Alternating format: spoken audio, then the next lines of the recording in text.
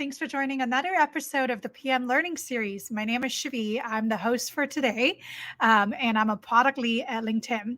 Welcome to another PM Learning Series. As many of you knew, this is a series of live streaming events where we interview industry thought leaders and practitioners about their product building journeys to inspire current and aspiring PMs like you to level up your product journey and career.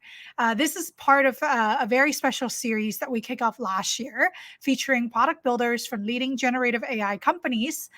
Please join us as we explore the challenges and limitations and opportunities that lies with this transformative technology and gain insights from those leading the charge in generative AI product development. So many of you ask, how do we stay focus on insights from today's session. So make sure you subscribe to our newsletter. You can find the link in the event details tab or navigate to my profile. In the feature section, you'll see options to subscribe to the PM Learning Series. Every Wednesday, we send out key takeaways from today's events, as well as future event updates. So make sure you join almost 60,000 subscribers to learn with us. And also, a little bit of a shameless plug. With a lot of the guest insights from last year, me and two other AI product builders have co-authored a book around reimagining product management with generative AI. So it's been endorsed by over 20 plus industry leaders and researchers in AI. And the book is available for sale on Amazon. So make sure you select your local marketplace, and you should be able to find either the ebook version or the paperback version of the book. I look forward to hearing your feedback on the book. And fun fact, the person that we're interviewing today, our special guest, actually, we had the honor to have her forwarded this book. And let me introduce our guest of honor today, Jia. Thanks for joining us today. Hi, everyone. Thank you, Shui. It's my honor to join the podcast series today. And thank you, Shui, and your co-authors for inviting me to be part of the book journey. And congratulations on the book Thank launch. you. I personally have been able to learn a lot from all these great experience and interviews and information from the book. That's I awesome. recommend it to all the product builders. Thank you. Thank you so much. Folks, if you're here, Jia's bio is super impressive. I'm going to spend the next 2 minutes just reading from a bunch of accomplishments, and you will be amazed at how much Jia was able to do. And so it's absolutely our honor to have her here, to have her endorse our book, and learning from you, Jia, today. So without further ado, let me introduce you formally. Jia Li is the former founding global head of R&D and co-founder of Cloud AI Machine Learning at Google, former head of research at Snap, advisor to UNICEF, chief AI fellow at Accenture, group lead of virtual computing and learning group at Yahoo Labs, co-founder, chief AI officer, and president at LiveX AI. I know this is going to be today's main focus and learning more from you, Jia. But in addition to all the industry experience, you are also you were an adjunct professor at Stanford. You had a PhD in computer science from Stanford. You are board members, at the Computer Vision Foundation Industry Advisory Board, IEEE Fellow, Young Global Leader by the World Economic Forum. Your work has been featured in multiple premier, media outlets, including the Forbes, TechCrunch, CNBC, New Scientist, MIT Technology Review, and blah, blah, blah. I can go on and on and on. I don't know how you are able to, with your limited life, check off so many boxes and accomplish so many things. But regardless, it's our real honor to have you here today. So thank you so much again for joining us, Jia. Thank you. I'm honored and flattered. Great. Let's dive in. And so, Jia, at this year's CES, we knew that there are lot of AI native, hardware trends. So expanding generative AI capabilities into robotics, like Rabbit RI AI Pin. Tell us a little bit about your insights on this AI native hardware. Yeah, I think this year is my first CES. Um, being spending a lot of time on the software side and seeing how it has been very impactful last year already. Um, if I say CS is a great stage to all the hardware companies who are thinking about how to transform the interaction of how we interact with hardware. So Gen AI is very powerful, and if ChatGPT and all the tools, Bard, Gemini, etc., shows us the potential of it on the software side.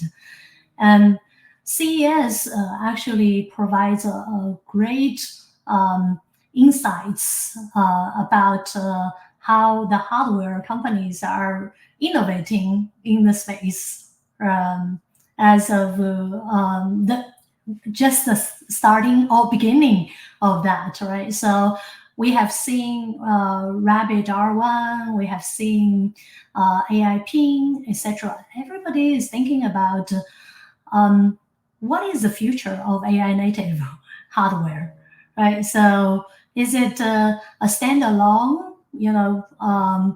hardware that will be generic purpose, like Rabbit R1 or others, or is it going to be continuously growing on the current iOS or Android ecosystem?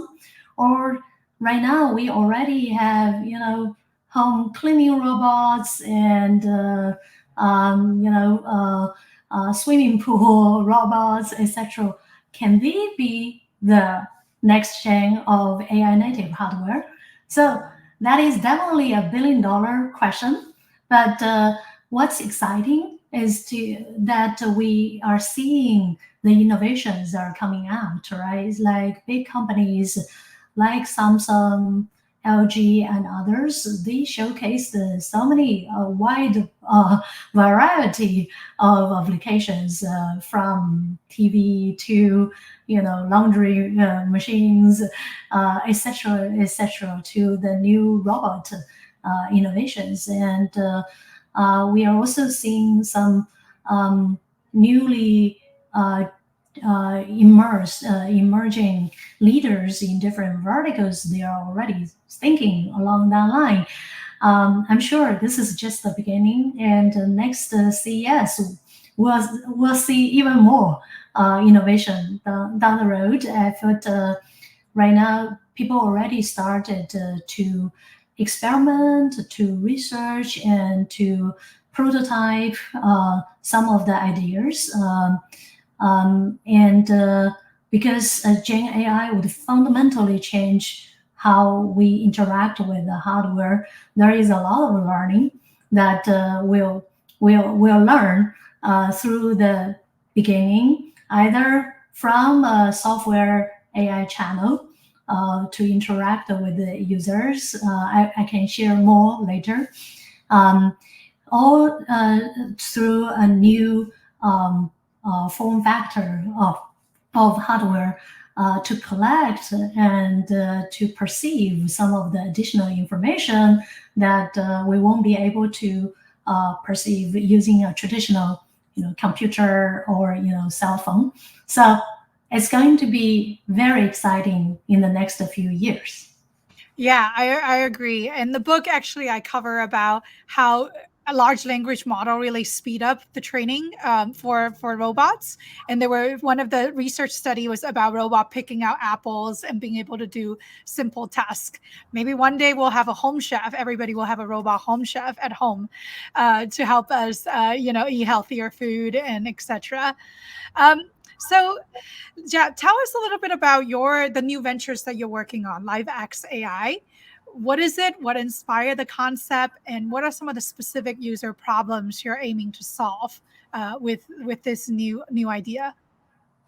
Yeah, that's exactly along the line of how AI will transform every aspect of our life, right? So, um, really, for LiveX AI, we're thinking about hey, we there is a lot of companies who are thinking about okay, generating marketing copies and building slides, etc. But we actually spend a lot of time outside of our work. We spend a lot of time navigating our everyday life. How do we build AI hub for everyday life and help businesses that can elevate their seamless customer interaction throughout the entire customer journey? So, from how a user want to understand about a specific product or service to how they are going to use it or control it, just like we are giving command to robots, and to when there is problem, how to troubleshoot and how to understand what's the problem around it till the next gen of AI native interaction and smart home. So hopefully, when we can do more leveraging generative AI, our everyday life will be much smoother and easier. Absolutely. Why don't we bring it live? Can you maybe share your screen, do a little bit of product demo, maybe show us a video, talk us through how do you think LiveX AI help improve the life of many of the SMB businesses that you spoke to? And yeah, I would love to see um, how my LiveX AI help SMB. Totally. So um, think of in the everyday life there are a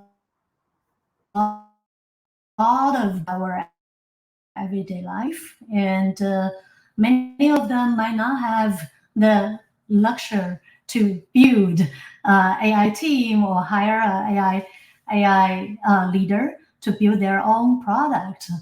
And we want to help them so that they can serve their customers much better. So that's essentially how generative AI is truly democratizing AI and lower the barrier for everyone to entry, right? So think of your SMB who are either selling to home or serving the home owners. And you probably will spend a lot of time on either your product and your service.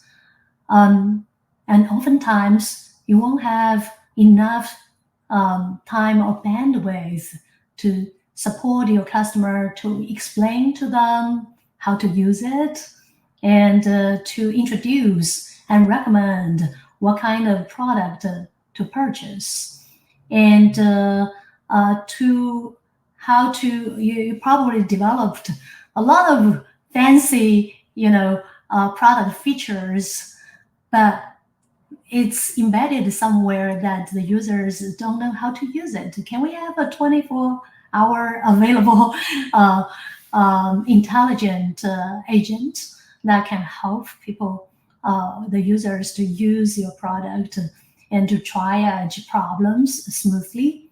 So that's essentially the beginning of all these, how to help the interaction in a more AI empowered fashion. I love So it.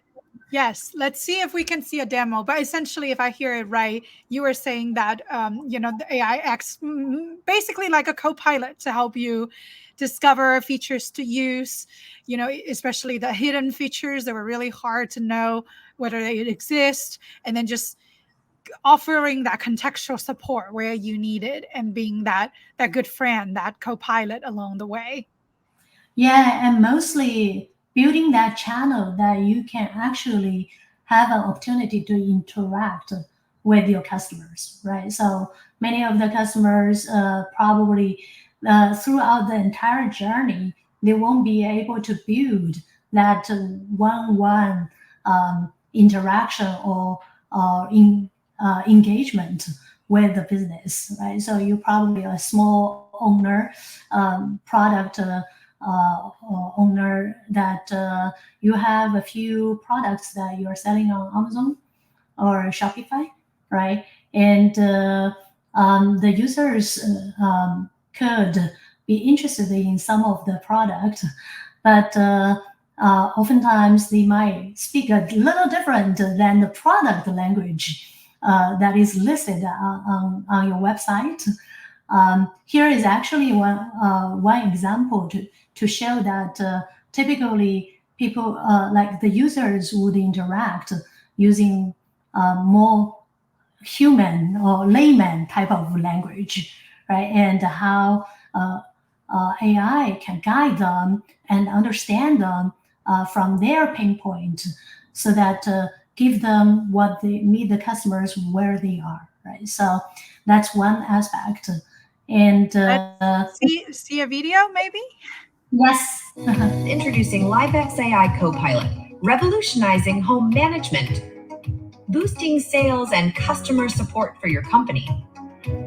Yeah, so this is a perfect example, right? So a customer will come in, they will understand their needs, but they will say it in a way, for example, I have a little kitten. Can you recommend a camera for me? But instead, they won't say, hey, I want a camera of pan 360 until 180. Of course, that will be the good recommendation for when you have a pet, right? Because pet will run around and how to capture it. But it's just how AI, you can see, can naturally bridge the gap of how a consumer in their language and the product specs, right? So, and you can show how a product would look like, and when they are interested in it, they can direct the add to cart, and there might be upsell opportunity, bundle sale, etc. So helps the business and the consumers to seamlessly connected and understand their needs and meet their needs, right? So this is just one example, right? Amazing. And thank you. Fixing home problems effortlessly. Yeah. So now, right? So you get the product, and you're at home, and you want to understand a little more when there is some of the either usage needs, or you need to triage something when there is going on some problem that is going on. So I've talked a lot about multimodality, and here is exactly why multimodal is very important, right? So can someone describe to me how to describe what they are pointing to in language? It is very hard, right? So here we can actually help the business to explain what the triage process with multimodality information, so that their users can easily understand, and either when they are using it or when there is problem. And in this case, the user needs to understand a little more, and they will watch AI Copilot that video. can see, hear, chat, speak, and show. Introducing LiveX AI Fixing AI Copilot that can see, hear. Yeah, so here we can understand the video a little further. So instead of watching the entire, 20 minutes video, they can go to the individual steps and highlighted the ones that will be related to their needs. I like the hyper personalization. Basically, you're showing bite-sized videos to help people fix when problems go wrong with product usage versus having to work on a full user menu or figure out, like you said, multimodal. Using video is a lot more easier to triage than reading a 40-page user menu. So I think this is a really great idea. Completely. Thank you. Speak and show.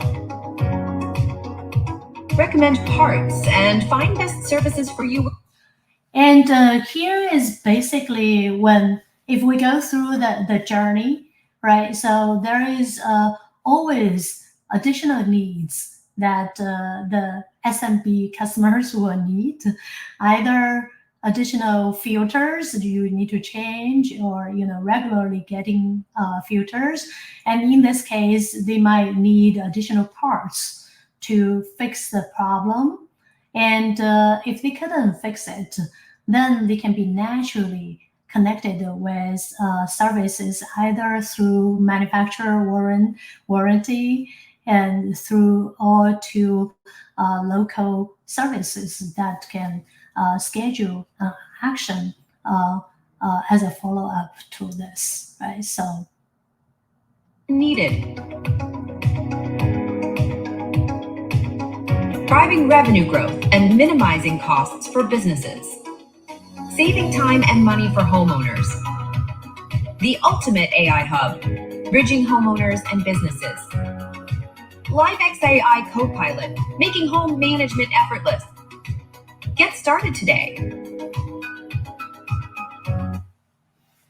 yeah, I hope you enjoy the video. Thank you so much for the demo. Yeah, I think I love the end-to-end workflow of, like, from helping you discover what product to purchase to during the product usage. If you have specific questions, you can using bite-sized video and this chatbot features to kind of like guide the user to discover how to better use the product, set it up for success. And I love the workflow integration with sort of the offline support and scheduling as well. I'm curious, two things that came to mind, Jia. One is that this looks like a pretty comprehensive workflow. How long does it take to set up if a business wants to work with you, and what are some of the most difficult challenges that you have learned through building this product? Yeah, so for SMBs, for example,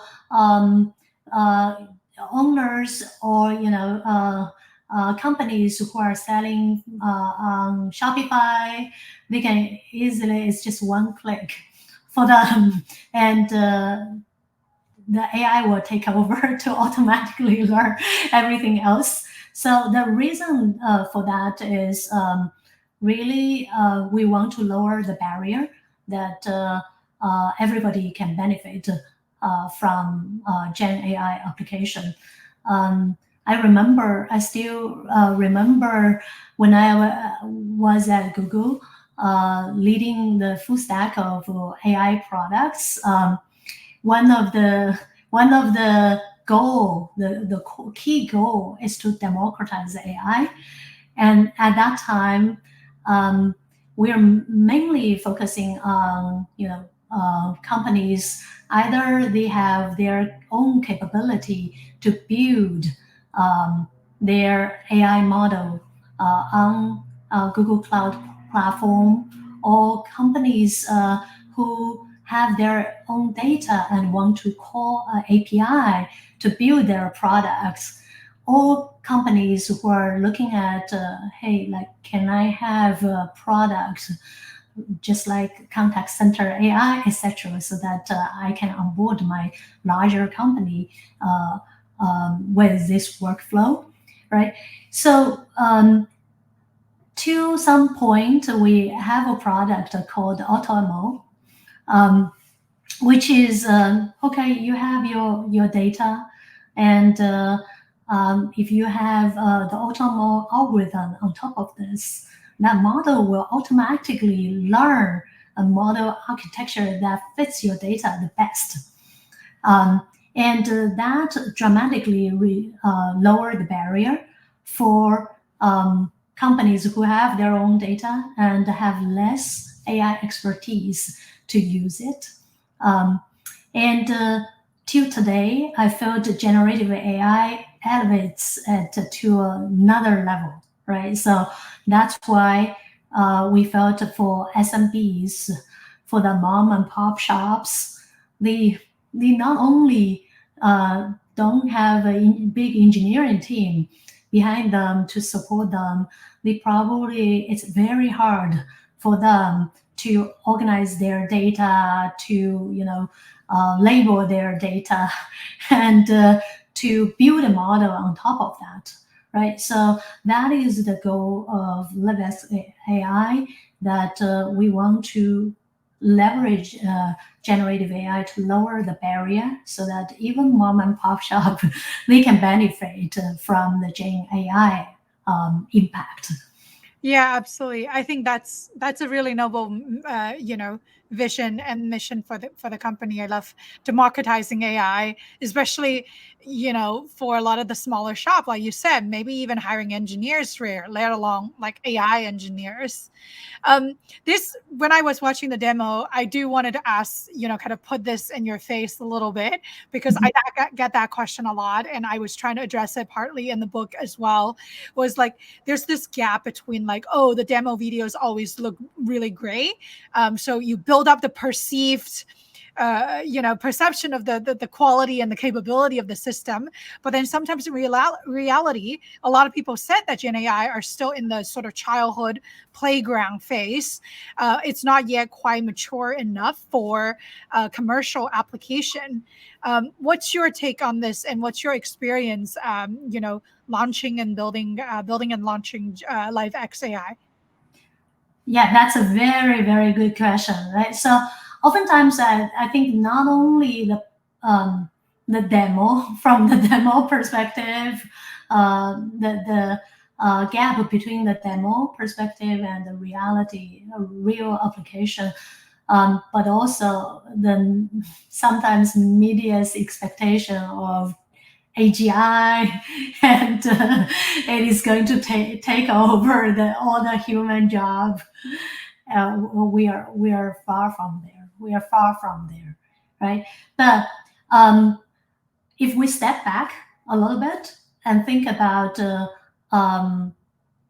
the between the ideal case and what can help the business to generate revenue and reduce cost, the capability is already there, right? So to the AGI side, I think it's still, we are the baby. I would completely agree, right? There is a lot of misconception, for example, AutoGPT, how do you automatically execute so many different tasks, right? So mainly, I think the assumption is you can learn it without getting into details about the workflow and how exactly you are solving the problem.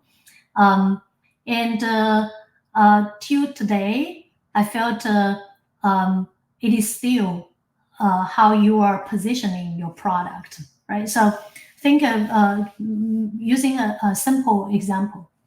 We all know the current, for example, ChatGPT, right? It is not 100% correct, right? But many of the GPTs in the GPT store, we can use it as a companion or like AI girlfriend, etc. In those cases, the tolerance of mistakes is very, very good, right? So if you made a mistake, it's a possibly people can like make a joke of it, right?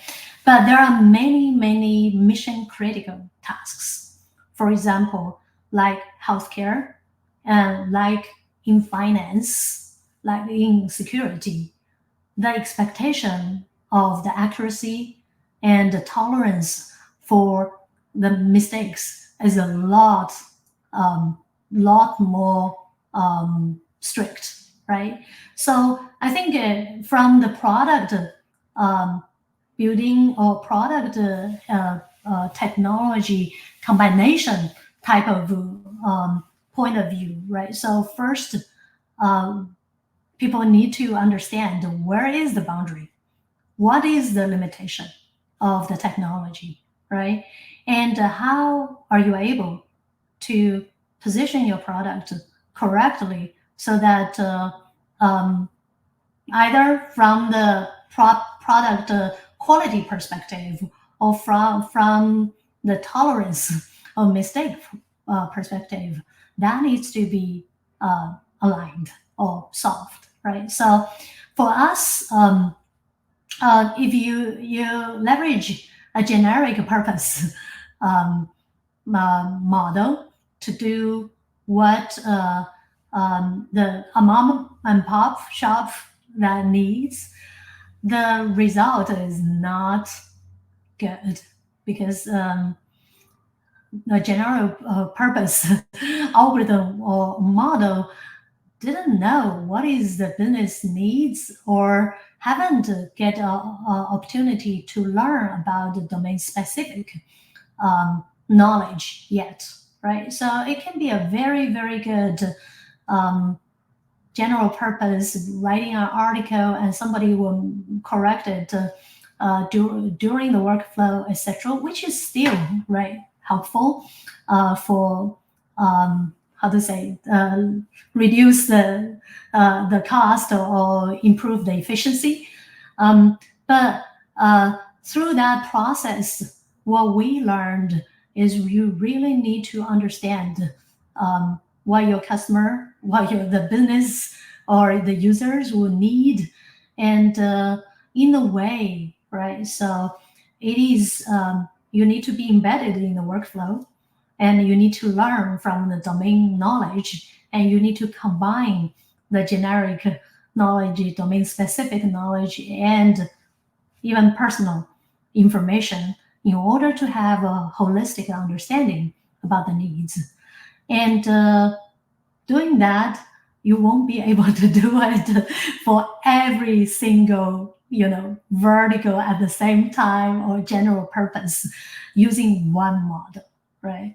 And it needs to be continuously learning as well, right? So think of how when Google started earlier at the search time, right? The quality is good, and then people start to use it, and gradually people are so used to use Google, and it becomes the industry standard, and the business want to optimize their website or their schema in order to be ranked higher in search, and that's the data flywheel effects, right? So basically, from the generic purpose model, or starting from the beginning of the product, you wanted to continuously learn from the user interaction and from the data generated, and that will help you to align the human expectation and the model's behavior, right? So that's how we can help to close the gap alongside many others, right? So think of accumulating vertical data and accumulating workflow, being inside the workflow, and also building the channel so that you can continuously generate data, continuously interact with your customer or your targeted product audience, and continuously receive the feedback or continuously learn the behavior through the process. So we have benefited tremendously through this closed loop, and we have been helping businesses, even small businesses, to help them getting the insights through the user interaction, right? So if you see a significant amount of questions about the specific problem, specific product demand, you might think of either new product or forecast your preparation of your existing stock, right? And if you see a lot of challenges of how your users are using your features, right? So might help you to adapt your next generation of product, or giving better guidance for the user interaction, right? So yeah. Absolutely. I think you mentioned about a couple of really good points. It was a lot to unpack in that answer, and we noted on some of that in the book as like red team, blue team debate of like how do you bridge the gap. And I noticed that we had a typo in our previous question, but closing the gap between reality and perception, like you said, vertical integration into the understanding the industry versus using a generic workflow. The idea of having the fully own the end-to-end workflow from like the example that you show, discovering the product to triaging to eventually like end-to-end scheduling, using this data flywheel and collecting that data network. I think it ties into a lot of the 7 powers of modes for business power. This is owning the data, owning the workflow, owning the processes, and eventually the continuous feedback loop will be able to better serve the customer better. So I think this is a really powerful combination, to help Gen AI product really shine in this new era. It's often easier said than done, though. So we're coming almost up on time. I have 2 more questions for you, more around the line of like looking at future horizon or the broader picture. How do you envision, let's say AGI, you mentioned, is still far, but how would you envision in the next, say, 3 years, AI Copilot is going to altering the way how we live and work in the near future? Yeah, I think that's a very very promising and exciting field and direction. I feel as we have seen, AI Copilot as of today is starting to gradually picking up some of the either problem solving in everyday life or work in the near term, right? So especially some of the repetitive tasks, right? So think of SMBs. I'm going back to that, right? So many of the problems that are asked from your customers, it's about how to use your product, how to use your service, how to have the way to engage with the business or purchasing a product, and how to triage, right? So all these are I think it would impact both our everyday life and will also impact how the businesses will operate from their side, right? So there is already traditional, workflow, and even some of them are built the old-fashioned AI, rule-based, etc., right? So AI Copilot or Gen AI would completely transform such experience, right? So both because of the capability, two prominent capability. One is the natural interaction, simulating a human, right? So, and the other is when there is massive amount of data and information, it can have the capability to connect the dots, right? So in our everyday life, there is so much siloed information. And I'm optimistic that AI Copilot will help us to be that super intelligent and super well connected manager, home assistant that can help our everyday life. And similarly, I think in work, right? So there is a lot of different functions within companies, especially big ones, right? And there are a lot of siloed knowledge within the companies. I felt the way how people will interact and either with external parties or within the companies will be very different down the road because of AI Copilot.